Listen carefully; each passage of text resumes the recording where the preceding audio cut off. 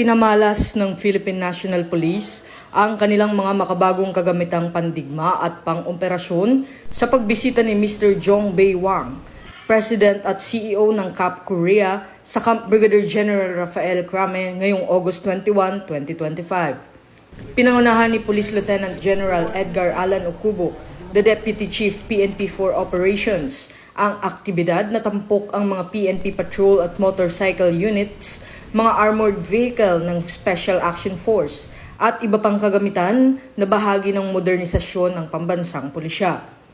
Ang static display na inilagay sa harapan ng bulwagang Lapu-Lapu ay inihanda sa pangunguna ng Police Community Affairs and Development Group bilang opisyal na responsible unit.